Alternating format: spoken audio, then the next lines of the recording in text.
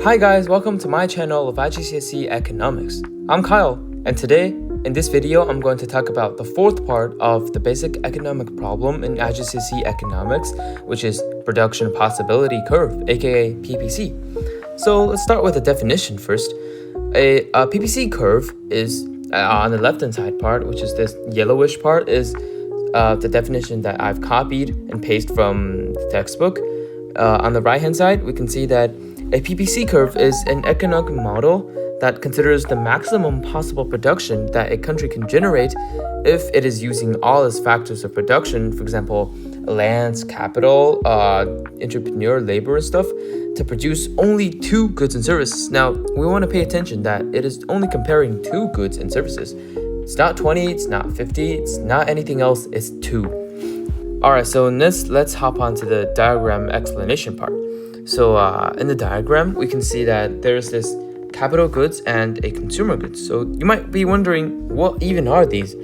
So a capital good is basically the human-made goods that's used in production, which is assets that can help a firm or national produce output or manufacture. So for example, a robotic arm that in a car manufacturing company is a capital goods, as it is used to actually manufacture cars. A consumer good is the end product that's produced by a firm or company with no future use instead, which means that it is basically used by the consumer rather than being produced to produce something else. So for example, a car that is being manufactured by the company is the consumer good because you can't really use this car to manufacture anything else, right? Okay, so basically PPC has mainly three uses, and the first one is depict maximum production of an economy. The second one is to identify opportunity cost, and the third one would be that it shows the efficiency and attainability of an economy. Okay, so let's start with the first one.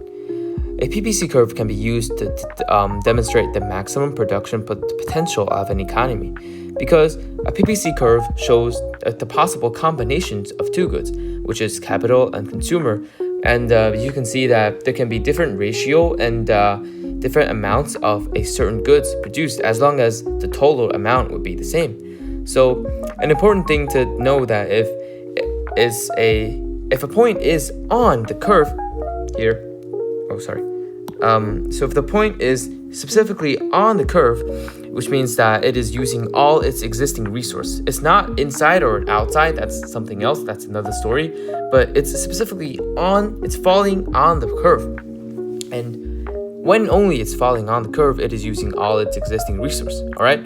So for example, for point A here, it is producing 300 consumer goods with 0 capital goods. And another point on B over here, it is producing 0 consumer goods but 200 capital goods.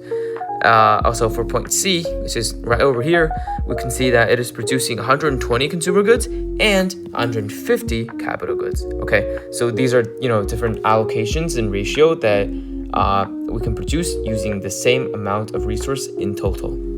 Alright, so the second use would be using the PPC to depict opportunity cost. Okay, so before we start using the diagram, I want to make sure that everyone knows what's opportunity cost. Now, you may or may not already learned this before in IGCSE Economic, which is the opportunity cost is basically indicating the next best alternative given up when making a choice over here. Now, this is crucial to all the economics because this is really the really fundamental part. Okay, so now we already know what's opportunity cost, which is, for example, if I have $10 to buy strawberries or bananas, if I choose to all in this money into strawberries, which means that I don't really have any monies to buy banana. So in this case, what the opportunity cost for me is the banana that I could have bought with $10. Okay, so now let's come back to this graph. So over here, we see that we have 2 points circled in red over here, which is the first one. The first one would be point C, which is at this point we have 120 consumer goods produced and 150 capital goods produced. Now on point D, which is this green little dot, we have 125 consumer goods and 100 capital goods produced at this point. So as you can see, if I want to shift from producing C to producing D, what I've really given up is this point over here, because I got 225 minus 120 would be 105 consumer goods produced, which is right over here, and the amount that I've sacrificed is over here, which is 150 minus 100, which is 50 capital goods. So in this case, if I want to produce an additional 105 units of consumer goods, my opportunity cost that I've given up would be 50 capital goods. So a really important thing that I want to make sure I make clear of, which is movement along the PPC curve, is basically indicating the change in allocation of existing resources. Because if the point is on the curve, it means that the total amount of resources used is basically equivalent to each other. The only difference would be the different allocations of where this resource is produced. So now we're on to the third section, which is to use PPC to show efficiency and attainability. Okay, so if we can look at the graph, if the points are, for example, A, B, C, D, we can see that they're all on the curve, right?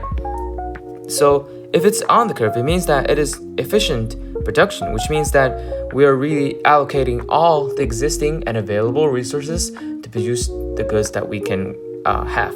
Okay, so if a point is like E over here, we see that it is within the PPC curve, which is inside the PPC curve, means that it is producing at an inefficient level, because if you can see at point E, we can produce this amount of consumer goods, and we can produce this amount of capital goods. But let me just use the new color. If I can push this onto here over this part, we see that we can produce more consumer goods, and at the same time we can produce more capital goods, because obviously we have more resources, right? We're at our maximum level, which is on the curve. So yeah, that's inside the curve. Now the other situation is we flip it over. If we're outside the curve, like point F. Now if we're at point F, obviously something has been wrong, right? Because if we're outside the curve, it means that obviously the current situation is not attainable, because resources are just not enough to satisfy this amount of capital and consumer goods. Okay, so the next section would be shifts in PPC curve. Now, before we start onto this section, I want to make sure that we don't mix it up with the previous knowledge I've just covered, because shifts in PPC, well, let me just highlight this. Shifts in PPC, this is really important. We're basically stepping a step back, because we look at the whole line rather than focusing on a specific point as we just did in these whole previous parts. So just make sure that we don't mix it up. If it's talking about shifts, it means that it's basically talking about the whole line moving outwards or inwards.